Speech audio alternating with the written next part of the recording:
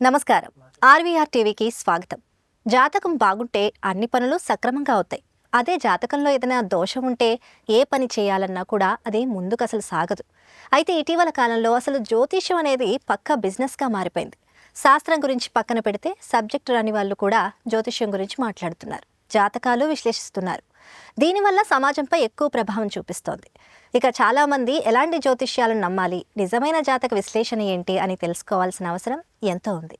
అయితే ఇలాంటి ఆసక్తికరమైన విషయాలను ఈరోజు మనతో పాటు స్టూడియోలో విచ్చేసినటువంటి ప్రముఖ ఆధ్యాత్మికవేత్త, జ్యోతిష్య పండితులు బ్రహ్మశ్రీ డాక్టర్ సివిపి సుబ్రహ్మణ్యం గారు ఉన్నారు. ఆయన అడిగి అనేక విషయాలు తెలుసుకుందాం. నమస్కారం గురుగారు. ఫేక్ జ్యోతిష్యులు ఎలాంటి వారు, ఎలా తెలుసుకోవచ్చు, వాళ్ళు చెప్పేది నిజమా అబద్ధమా, అలాంటి అవగాహన కలిగి ఉన్నారా లేదనేది మనం ఎలా తెలుసుకోవచ్చు? శాస్త్రంలో అద్వేషి, నిత్య సంతోషి, గణితాగమ పారగ అని మొదలైన లక్షణాలు చెప్పారు. వీటిలో అతి ముఖ్యంగా మనం గమనించాల్సింది ఏమంటే,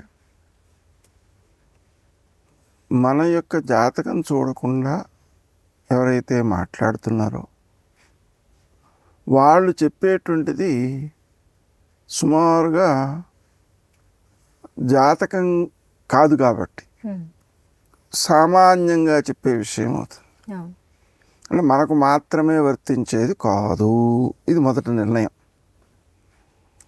మామూలుగా శాస్త్రంలో ఏం చెప్పారంటే, జాతకం చూసి, జాతకంలో ఏ దశ నడుస్తుందో చూసి, ఆ దశ అంతర్దశ వాటికి సంబంధించినటువంటి గ్రహాలు ఏవైతే ఉన్నాయో అవి గోచారంలో బాగున్నప్పుడు జాతకంలో ఉన్న మంచి ఫలితాలను వెలువరిస్తాయి.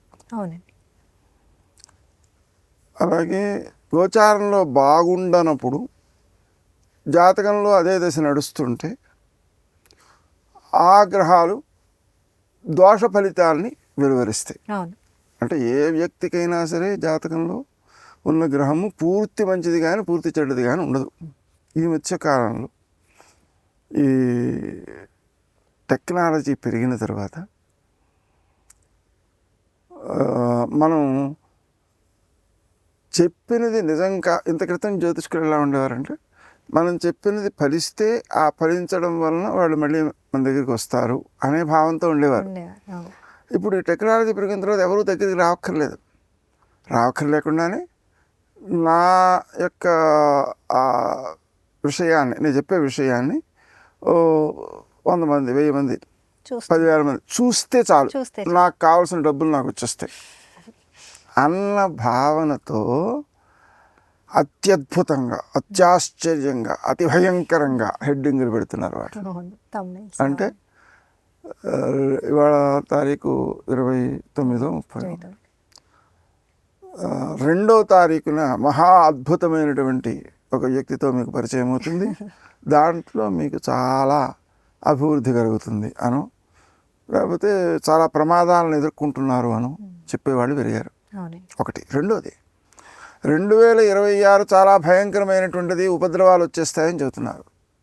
నిజానికి జ్యోతిషశాస్త్రంలో ఏం చెబుతారంటే, ప్రియవాక్, హితవాక్ అని చెప్తారు, సత్యవాక్ అని కూడా చెప్తారు. అంటే వాళ్ళు సత్యం చెప్పాలి, హితము చెప్పాలి, ప్రియంగా చెప్పాలి, భయంకరంగా చెప్పకూడదు. భయంగా చెబితేనండి, అంటే ఎదురు వ్యక్తిని భయపెడితే చాలా ప్రమాదం అండి. ఎంత ప్రమాదం అంటే, ఒకటి ఆలోచించండి. భాగవతంలో కృష్ణుడు ఉద్ధవ గీతల్లో ఒక మాట చెబుతాడు. ఏమనంటే, ఏ వ్యక్తి అయితే ఇతరులకు అభయాన్ని ఇస్తాడో ఆ అభయదానం వల్ల వచ్చేటువంటి పుణ్యం ప్రపంచంలో ఉండే సర్వే వేదాశ్చ శాస్త్రాశ్చ యజ్ఞదాన తపాంసి చ, అన్ని యజ్ఞాలు, అన్ని దానాలు, అన్ని వేదాలు, అన్ని శాస్త్రాలు, అన్ని తపస్సులు, అన్ని హోమాలు, జీవాభయప్రదానస్య కళాన్నార్హంతి షోడశి, ఒక జీవికి అభయం ఇవ్వడం వల్ల వచ్చే పుణ్యంలో ఆ పుణ్యాలన్నీ 16వ వంతు కూడా కావు. అంటే ప్రపంచంలో ఉన్న పుణ్యాలన్నీ మొత్తం ఒక ముద్ద చేసేస్తే ఆ పుణ్యమునకు 16 రెట్లు పుణ్యం వచ్చేంతటి బలము కలిగినది అభయదానం అని అన్నప్పుడు ఎదుటివాడిని భయపెడితే ప్రపంచంలో ఉన్న పాపాలన్నీ ఓ ముద్ద చేసేస్తే అందులో 16 రెట్లు. దాన్ని 16 రెట్లుగా చేస్తే, అది కూడా ఎంతమందిని భయపెట్టాడో అన్ని రెట్లుగా చేస్తే ఎంత పాపమో ఆలోచించండి. పాపం. జాతకంలో చెప్పింది అసలు జరుగుతుందో జరగదా? జరగదు అంటే తెలుసుకోవడం బెస్ట్. జరుగుతుంది అంటే ఇంకా ప్రమాదకరం. ఎందుకనంటే నీకు సంవత్సరం తర్వాత నిన్ను ఎవరు పెంచుకుంటారా, నీకు చాలా కలిసి వస్తుంది అంటే వాడు ఇప్పటి నుంచి అప్పులు చేయడం ప్రారంభిస్తాడు. సంవత్సరం తర్వాత నువ్వు మరణిస్తావురా అంటే ఈ రోజు నుంచే మరణించినట్టు లెక్క వాడు. ముందే భయంతో సగం అంటే తాత్పర్యం ఏంటి? రాబోయే మంచి అయినా చెడైనా ముందుగా తెలుసుకోవడం వలన వాడి జీవితం నిర్వీర్యం అవుతుంది, అవును కృషిశీలత రహితం అవుతుంది. అవును. వాస్తవానికి జాతకంలో చెప్పినది ఎంత శాతం జరుగుతుంది అని అన్నప్పుడు విభజన చేశారు. ఎలా చేశారు అంటే ఆసప్తం మానుషాధీనం సప్తమాతు దైవచింతనం, ఆషష్ఠం మానుషాత్ ప్రోక్తం సప్తమాతు దైవచింతనం.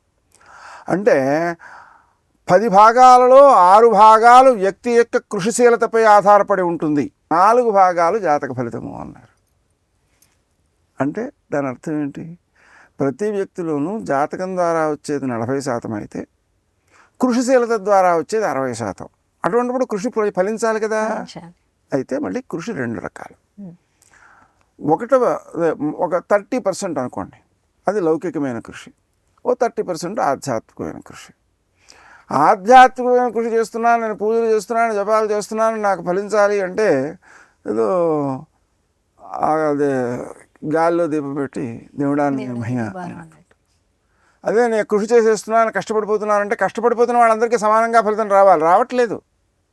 ఇద్దరు సమానంగా కష్టపడినప్పుడు కూడా ఒకడు పూర్తిగా ఫలితాన్ని పొందుతున్నాడు, ఇంకోటి సగమే ఫలితున్నాడు, ఇంకోటి పూర్తిగా నష్టపోతున్నాడు కూడా. ప్రయత్నం ఒకటే. ఆ తర్వాత ఏవో ఈ కారణం వల్ల నష్టపోయావు, ఈ ఇబ్బందుల వల్ల నష్టపోయావు, ఈ పొరపాట్ల వల్ల నష్టపోయావు అని ఏదో జరుగుతుంటుంది, తర్వాత విషయం. కానీ కృషిశీలత ఒక్కటి ఫలిస్తుంది అనడానికి నిదర్శనాలు లేవు. ఎందుకంటే కృషిశీలత విషయంలో ఒక పరుగు పందెంలో రన్నర్గా వచ్చిన వాడు అసమర్థుడు కాదు, కృషిశీలత రహితుడు కాదు, అభ్యాసం చేయనివాడు కాదు, ఏదో ఒక అడుగు వెనకబడింది అంతే. దీన్ని బట్టి మనం ఏం అర్థం చేసుకోవాలి? లౌకికమైనటువంటి కృషికి ఆధ్యాత్మికమైన కృషి కూడా కలవాలి. అంతేకాదు, మీరు గమనించినట్లయితే ప్రాచీనంలో గ్రహ దోషాలు ఉన్నాయి, నివారణలు ఉన్నాయి. మహారాజులు ఉండేవారు కదా, వాళ్ళు మహారాజు అయిన తర్వాత జీవితాంతం మహారాజుగానే ఉండేవాడు కదా, అతనికి చెడ్డ దశలు ఏం రాలేదా? ప్రతి వ్యక్తికి మంచి చెడు రెండు వస్తాయి కదా. మరి అటువంటి పరిస్థితుల్లో వాళ్ళ జీవితాంతం మహారాజుగా ఎలా ఉండగలిగారు? అలాగే ఒక ఉద్యోగం ఉన్నాడు, ఒక ఐఏఎస్ ఆఫీసర్గా చేరిన తర్వాత జీవితాంతం జీతం పొందుతూనే ఉన్నాడు కదా. మరి ఈ చెడ్డ దశ అనేటువంటిది వాళ్ళకి లేదా అని అడిగారు, రాజులకి లేదా అని. అంటే ఆ రాజులు ఏం చేసేవారట? ప్రతిరోజు ఔషధి స్నానం చేసేవారట, ప్రతి 3 మాసములకు గ్రహమఖం చేసేవారట. ఔషధి స్నానము, ప్రతిరోజు ఔషధి స్నానం అంటే సుమారుగా 70 రకాల ఔషధాలు నీళ్ళల్లో వేసుకుని, ఔషధులు అన్నమాట, అవి నీళ్ళల్లో వేసుకుని వాటితో స్నానం చేయడం.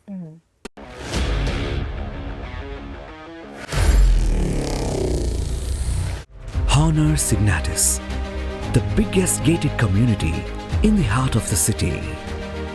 Spacious 3, 3.5 and 4 BHK apartments at Kukatpalli, High-Tech City. 27.5 acres, 18 towers, G+25 floors, 1695 to 3815 square feet unit sizes. For more details, search for Honor Signatus. ప్రతి 3 మాసములకు గ్రహమఖం చేయడం ద్వారా, అన్ని గ్రహాలకి హోమాదులు చేయడం ద్వారా వారికి గ్రహ దోషాలు నివారించబడతాయి. అలాగే సింహాసనం దగ్గర నుంచి కిరీటం వరకు పలు రకాలైనటువంటి రత్నాలను ధరించడం వలన, నవరత్నాలను ధరించడం వలన ఆ దోషాలు పోతాయి. అయితే విచిత్రం ఏంటంటే మనం ధరించలేకపోతే కనీసం భగవంతునికి సమర్పించినా పోతాయి, భగవంతునికి భౌతికంగా సమర్పించలేకపోతే మానసికంగా సమర్పించినా పోతాయి అనేటువంటి భావనతో మనకు నిత్యము షోడశోపచార పూజలో భగవంతునికి నవరత్న ఖచ్చిత సింహాసనం సమర్పయామి అని అని పూజించడం ఉంది. పూజిస్తాము. అవును. నెల ఇప్పుడు కొత్తగా కొంతమంది ఏం చేస్తున్నారంటే 9 రత్నాలు పెట్టుకోకూడదండి, అది చాలా అపకారం చేసేస్తుంది అని చెప్తూ ఉన్నారు. ఉమ్, కానీ మనకు అసలు రత్నధారణ అనేటువంటిది ఏ శాస్త్రంలో చెప్పారో ఆ చెప్పే వాళ్ళకి తెలియదు.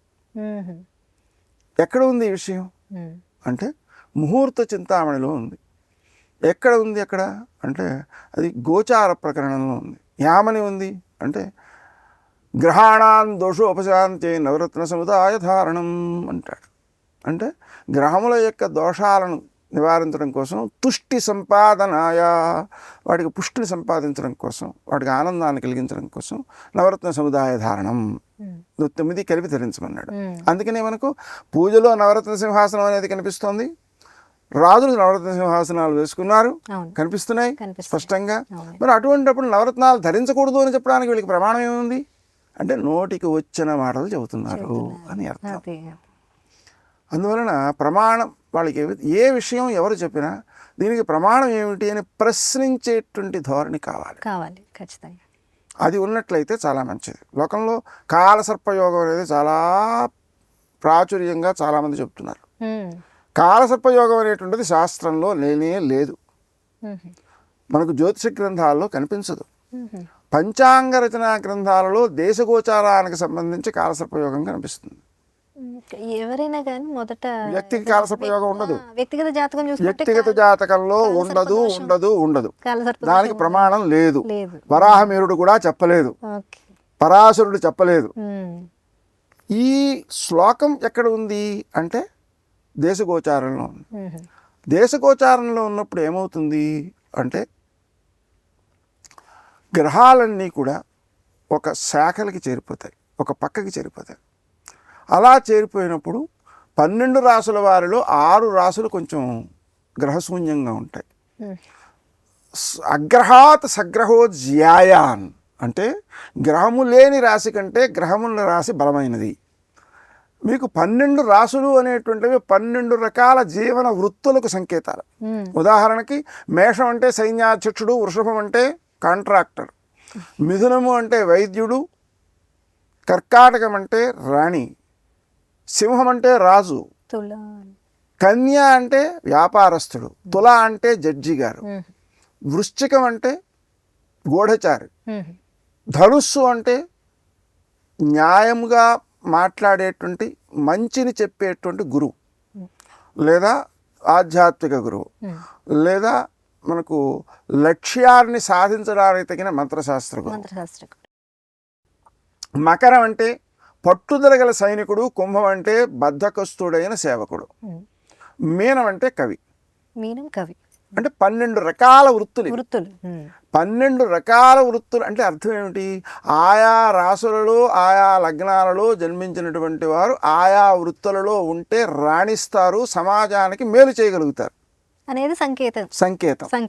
అలాంటి పరిస్థితుల్లో మీకు అగ్రహాత్ సగ్రహో జ్యాయాన్ అనేటప్పటికీ గ్రహము లేని రాశి కంటే గ్రహముల రాశి బలమైనది అని అన్నప్పుడు ఒక 6 రాసుల లోపులోనే గ్రహాలన్నీ ఉంటే 6 రాసుల్లో గ్రహాలు ఉండవు. అలా 6 మాసాలు గడుస్తుంది సుమారుగా. ఈ 6 మాసాల్లో జన్మించినటువంటి వారందరికీ ఇది వర్తిస్తుందని కాదు. అలా వర్తిస్తుందంటే మనకు కేఎన్ రావు గారని ఢిల్లీలో ఉన్నారు, చాలా గొప్ప జ్యోతిష్కుడు. ఆఖరికి జ్యోతిషం విశ్వవిద్యాలయాల్లో బోధించకూడదు అని చెప్పి ఒక వ్యక్తి కోర్టులో కేసు వేస్తే, సుప్రీంకోర్టులో ఆ కేసు నడుస్తున్నప్పుడు ఈయన ఎందుకు దాన్ని విశ్వవిద్యాలయాల్లో బోధించవచ్చు అనే దాని మీద కావలసిన ఆధారాలన్నీ ఇచ్చారు ఆ కోర్టుకి.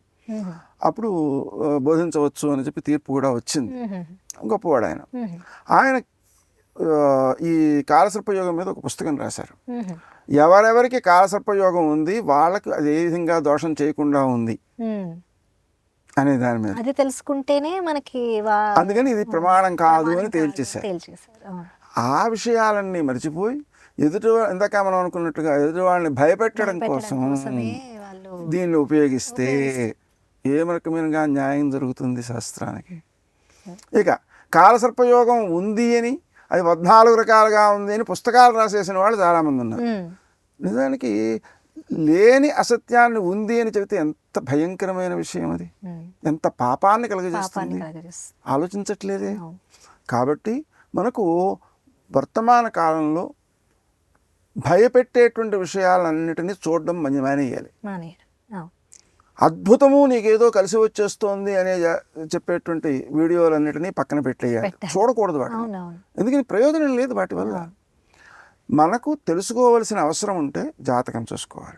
ఇక దేశానికి సంబంధించి ఉపద్రవాలు వచ్చేస్తాయని చెప్పేవాళ్ళు చాలామంది కనిపిస్తున్నారు, పండితులు కనిపిస్తున్నారు, చదువుకున్న వాళ్ళు కనిపిస్తున్నారు. ఎందుకు కనిపిస్తున్నారో అర్థం కావట్లేదు. ఎందుకు అలా మారిపోయి? దానికి కారణం ఏంటంటే ఒకటే, ఎక్కువ మంది చూచినట్లయితే మనకేదో దానివల్ల ఆదాయం వస్తుంది అని ఒక్క భ్రాంతి తప్ప మరొకటి కాదు.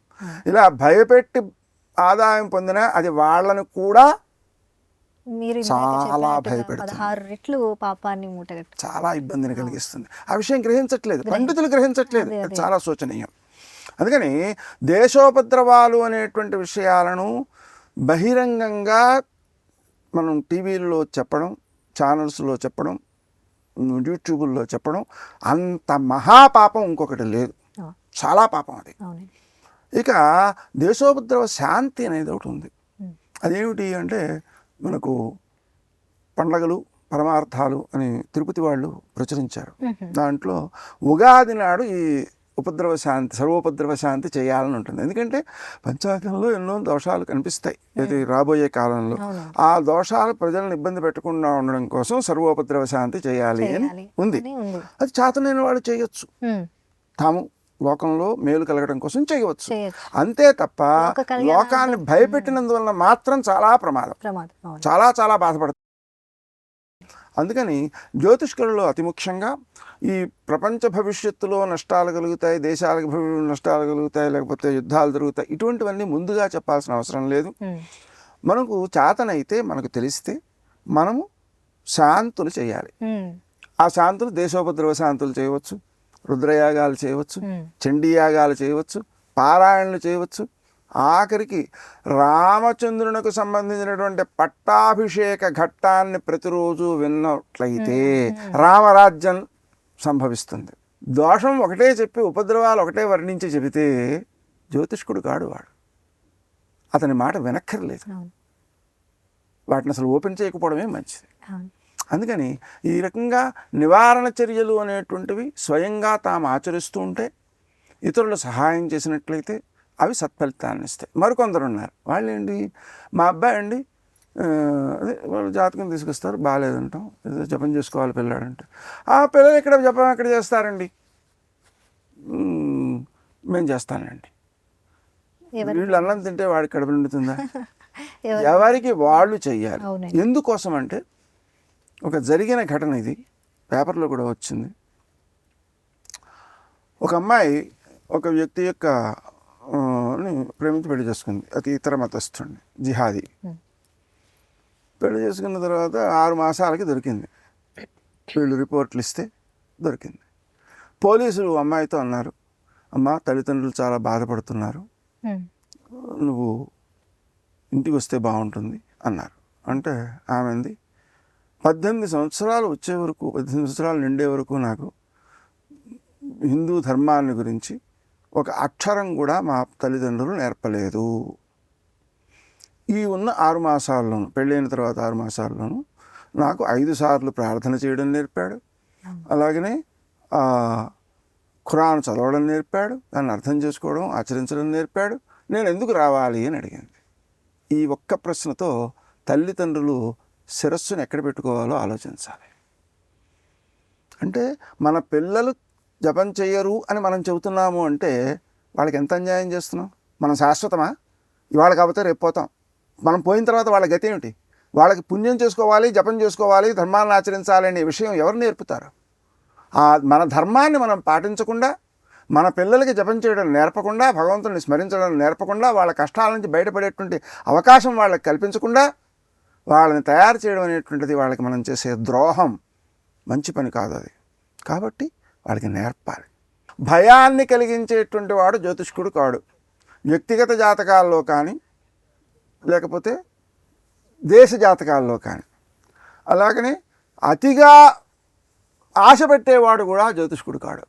ఎందుకని నీకు 22వ తారీఖున ఏదో బ్రహ్మాండం అయిపోతుంది, కోట్లు కలిసి వచ్చేస్తాయి, ఏదో నీకు ఎవరో వచ్చేస్తారు నీ దగ్గరికి, లాంటి మాటలు చెప్పేటువంటి వాటిని అన్నిటినీ పక్కన చెత్తబుట్ట ఉంటే దాంట్లో వేసేయడం మంచిది. వాళ్ళు ఎక్కువ మంది చూడడం కోసం చెబుతున్నారే తప్ప మనకు నిజం చెప్పడం కోసం చెప్పట్లేదు. ఈ సత్యాన్ని కూడా మనం గుర్తుపెట్టుకోవాలి. అందుకని మనకు ఇప్పుడు చూడండి, రోడ్డు మీద ఎక్కువ నిలవ ఉండని అంటే పదార్థాలు ఏవైతే మంచి కావో నాసిరకం పదార్థాలు ఉన్నాయి, వాటిని అమ్ముతుంటారు. వాటిని కొనుక్కుంటారా? ఎందుకని ఇంటికి తీసుకెళ్ళి పాడైపోతుంది. అలాంటిదే ఇది కూడా. సింపుల్గా చెప్పారు, చాలా సింపుల్గా అందరికీ అర్థమయ్యేటట్టు. ఏది నాసిరకమో ఏది కాదో తెలుసుకోవాలంటే ఇదే ఒకటే. భయపెట్టేవాడు జ్యోతిష్కుడు కాడు, కాలసర్పయోగాన్ని చెప్పేవాడు అసలు జ్యోతిష్కుడు కాడు, శాస్త్రంలో లేదు కాబట్టి. అలాగని చాలా పొగిడే వేసేవాడు అసలు జ్యోతిష్కుడు కాడు. బ్రహ్మాండం వెంటనే వస్తుంది, లాటరీ తగులుతుంది, ఇవన్నీ విషయాలు చెప్పేవాళ్ళు కూడా జ్యోతిష్కుడు కారు. అందుకని ఈ విషయాలను మనం దృష్టిలో పెట్టుకున్నట్లయితే నిజమైన నిఖార్సైన జాతకం ఏదో మనకు చెప్పేవాడు దొరుకుతారు, వాళ్ళని మనం వాడుకోవచ్చు. చాలా చక్కగా చాలా అమూల్యమైన విషయాలని చాలా సులువైన పద్ధతిలో ఎలాగ పాటించాలి, జాతకంలో ఉన్నటువంటి గ్రహదోషాలని ఎంత సులువైన పద్ధతుల్లో నివారణ చేసుకోవచ్చని చాలా అమూల్యమైన విషయాల్ని మాకు తెలియజేశారు. నమస్కారం గురువుగారు. చూశారు కదండి, జాతకాల్లో ఉన్నటువంటి నివారణ పద్ధతుల్ని ఎటువంటి సులభమైన పద్ధతుల్లో మనం నివారణ చేసుకోవచ్చు. అలానే జ్యోతిష్కులు పెరిగిపోతున్న ఈ యుగంలో అంటే ఫేక్ జ్యోతిష్కులు కావచ్చు, ఎలాంటి వారిని నమ్మాలి, ఎలాంటి వారు చెప్పేవి ఎంతవరకు నిజమని తెలుసుకునే విషయంలో కూడా మన గురువుగారు తెలియజేసినటువంటి విషయాలు మీరు తెలుసుకున్నారు కదా. ఇదండి ఈనాటి కార్యక్రమం. మరొక మంచి కార్యక్రమంతో మళ్ళీ మీ ముందుకు వస్తాం. చూస్తూనే ఉండండి RVR TV. నమస్కారం.